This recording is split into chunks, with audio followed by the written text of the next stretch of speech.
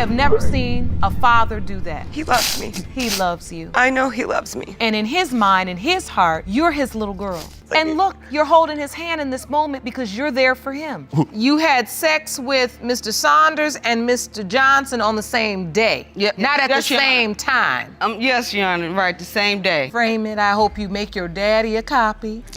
Because no, that picture is a symbol. I mean, look, we see a lot of families in crisis in this courtroom. Ms. Manship had been on a search for her father for a very long time. When she was just 10 years of age, she was hit with a piece of heartbreaking news that the man she thought was her father wasn't actually her biological father. Ever since that time, she had been on a quest to find the identity of her biological father. The search for her father wasn't an easy one, trust me, but luckily for her, the man was able to be located, and it was time to reunite these two who had been separated for so many years. Ms. Manship, at the age of 10, you were shocked and devastated to learn that your dad was not your biological father. That began your 20-year search to find the man your mother claims is your father. After your exhaustive search to find him, you came up with nothing. Well, Ms. Manship, this court has located him. She remembered the heartbreaking news hitting her back when she was just a little girl, like it happened only yesterday. All her life she believed that the man she used to call daddy was actually her real dad. But a day came when a DNA test had to be done to determine if that was her real dad, and guess what? It happened that he wasn't her biological father. As you would expect, things went south for her from that moment onward, and her dad at the time got so mad that he stopped allowing her to come to his house. Now that must have been really painful. Up until I was 10, I believed that my brother's father was my father. And then they had a DNA test done and it came back that he was not my father. And that made him really angry. So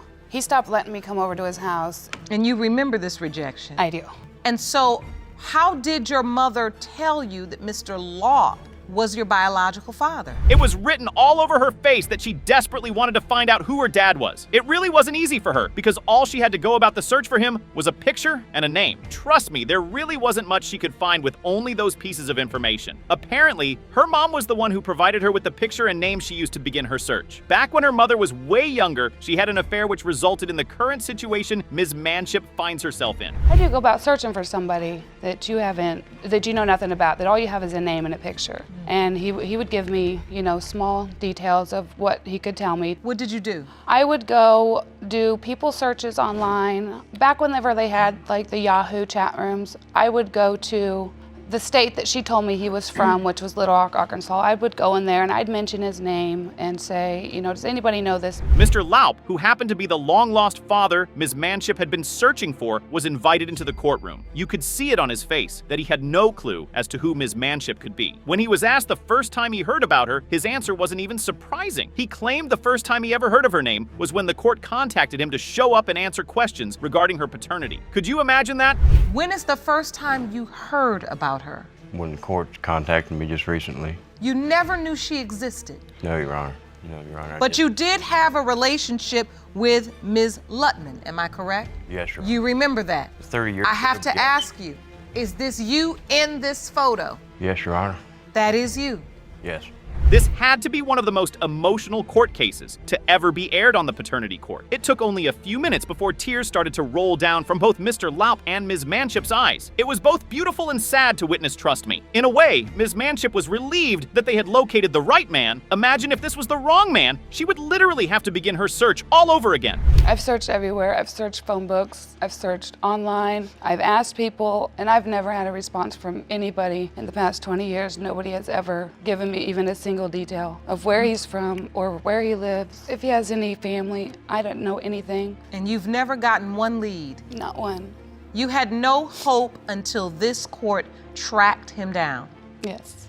When the court had reached out to Mr. Laup, he was beyond shocked because he never knew he had a daughter and no one ever contacted him to inform him that someone had been searching for him. The next question on everyone's mind in the courtroom was, how did they find themselves in such a situation? I mean, what kind of relationship did he have with Ms. Manship's mother that made be unaware he had a child? I believe, if I'm not mistaken, she had picked me up hitchhiking across town, and we were both cutting up, having fun, and ended up hanging out for the day. And I think shortly after that, maybe after a couple of months, we had rented an apartment. I knew Were she you had boyfriend had and girlfriend? You rented an apartment together? Yes, Your Honor, and I believe she had an ex-boyfriend that wasn't happy about the situation. As you would expect, Ms. Manship's mother had an affair, and she had a sexual relationship with 2 different men, and one of them happened to be Mr. Lau. As she narrated how things led to this current situation, she said she had 2 men fight over her, Mr. Lapp and her ex-boyfriend at the time, who didn't approve of their relationship. In her defense, she claimed she really loved Mr. Lapp and wished things had ended differently with them. So, Miss Ludman, did you have 2 men fighting over you? Well, I only wanted to keep one. You did?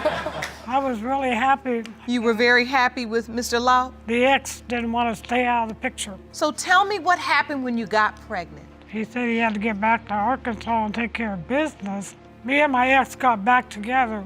And about a month later, Another big question that needed to be answered was why the relationship between Ms. Manship's mother and Mr. Laup had to end. I mean, she told the courtroom that she really loved him, so if that was the case, why did they have to split? Mr. Laup said he walked into her and her ex-boyfriend completely naked, and he just assumed she didn't want to be with him anymore, so he found his way out of her life. I walked in the bedroom and both of them were crashed out in the bedroom, and I guess that's probably what threw the towel in for me. But I thought that I was in town for at least about 6 months after that. So you caught her and her ex together? All right, they were both asleep in the bed. I don't know what.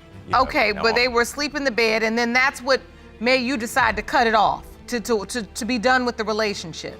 After such a tragic end of things between Ms. Manship's mother and Mr. Laup, it was only right that he wasn't going to contact her ever again. So when the court reached out to him that he had a daughter who was looking for him, he felt it had to be a mistake because if the child was his, Ms. Manship's mother would have made an effort to reach out to him. If you ask me, that's a pretty valid point. I didn't believe it. I figured it probably was a mistake, mainly because the fact that she knew quite a few people. I mean, she had a lot of male friends and been married 4 times. First marriage was 12 years and I didn't have any children. Second marriage was 2 years, still no children.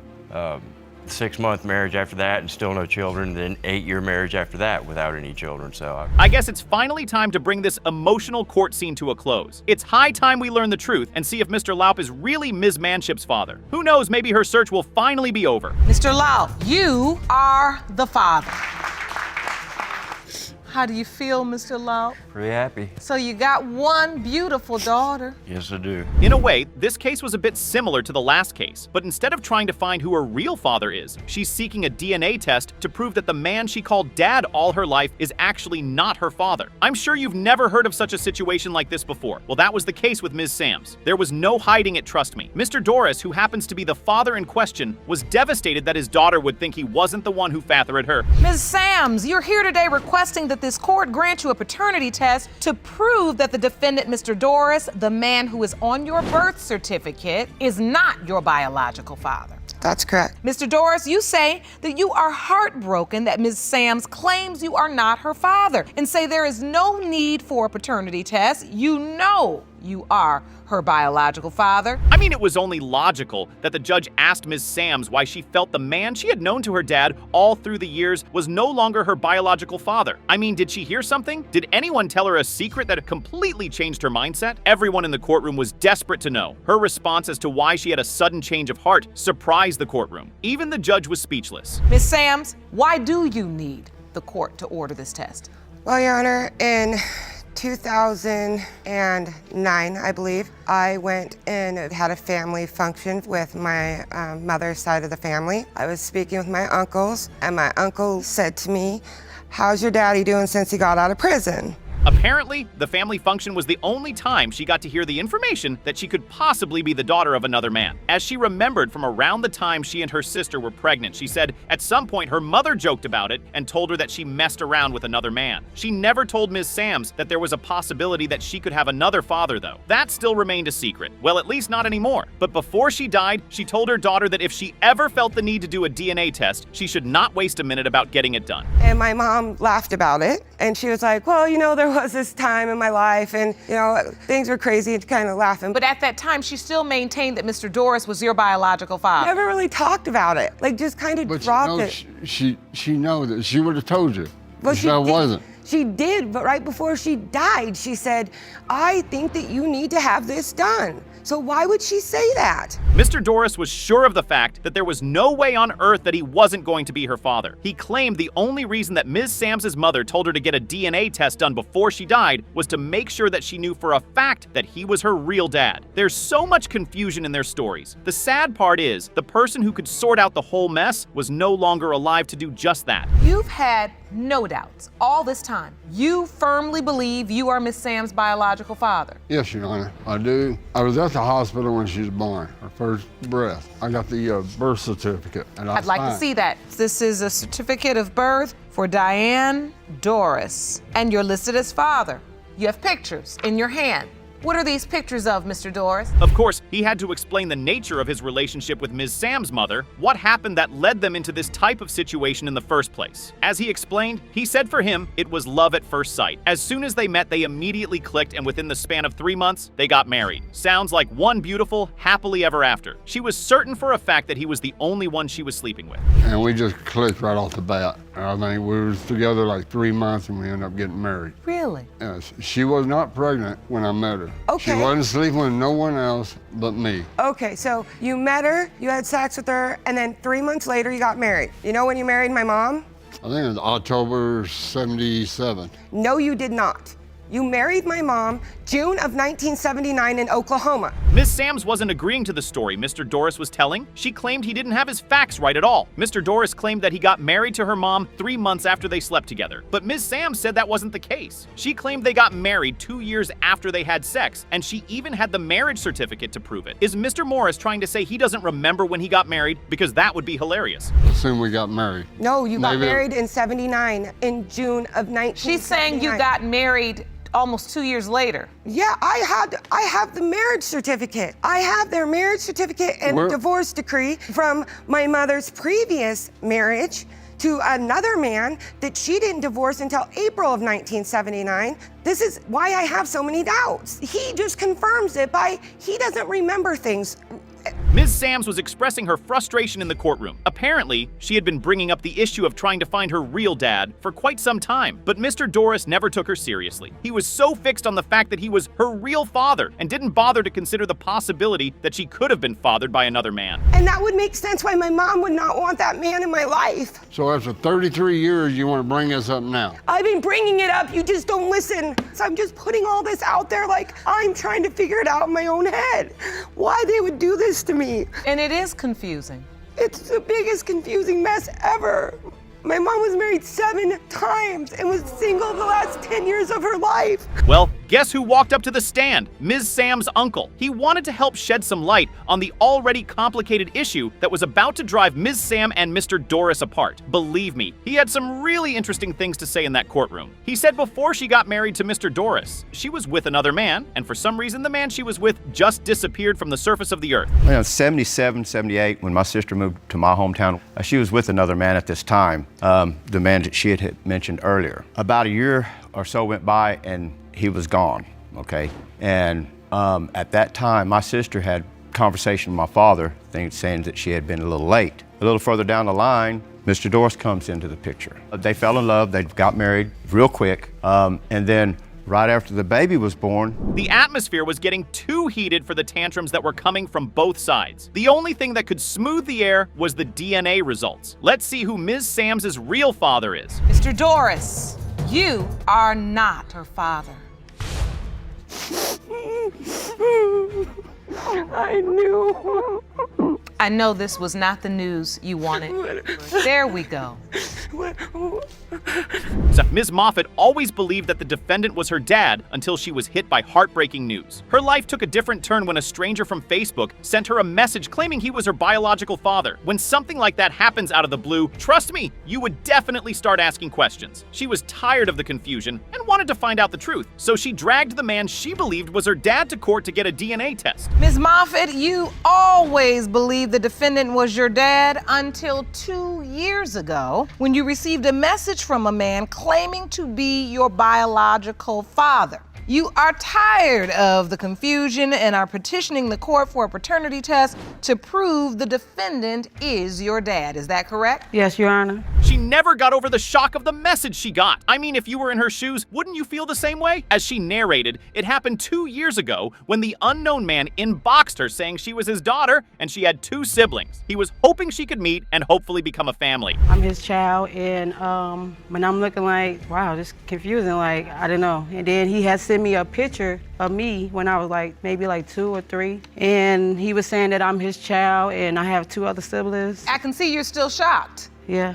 And so you submitted that message to the court. The message reads, "Hi, this is Lauren Saunders. Call me because you is my daughter and I've been looking for you."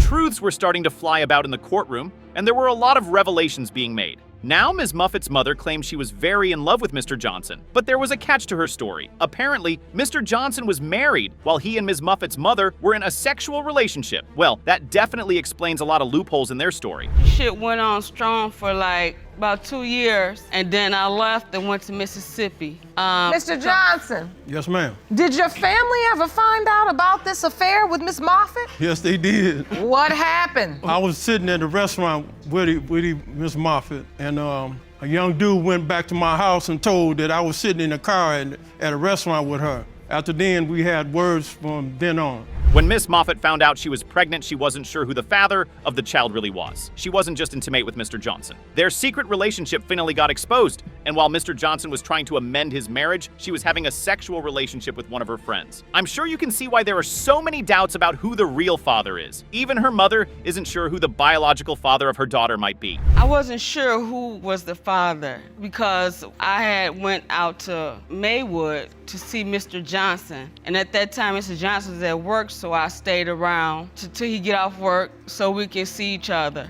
But in the meantime, I had went to one of my friend houses named Mr. Saunders, which I was dating before Mr. Johnson. Basically, I ended up having sex with him that day. After finding out she was pregnant and not being sure who the father was, she decided to weigh her options. By the way, her options, I mean she compared who would be a better father to her daughter. Trust me, she's full of surprises, to be honest. She proceeds to tell Mr. Johnson that he is the father of her child, completely leaving out the fact that she had been having a sexual relationship with a totally different man. But you believe Mr. Johnson was her biological father. Yes, because Mr. Johnson and I had a connection, and pretty much Rissa was a love child. And I feel that Mr. Johnson was more of the father than Mr. Saunders was. And then as Rissa got older, she starts to get more features of Mr. Johnson. And then everybody, like in my family, like, oh, this is Mr. Johnson's child. Now the stories were no longer adding up and things were starting to look very fishy. First, she told the court that she told Mr. Johnson he was the father of the child because she felt her child and Mr. Johnson had a connection. Now she changed the story and said she told both men that they were both the fathers of her daughter. How confusing could it get? Okay, so why are you telling 2 men they're the biological father? Because Mr. Saunders knew I had sex with him, you know, we had sex, and Mr. Johnson, and then at the same time that Rissa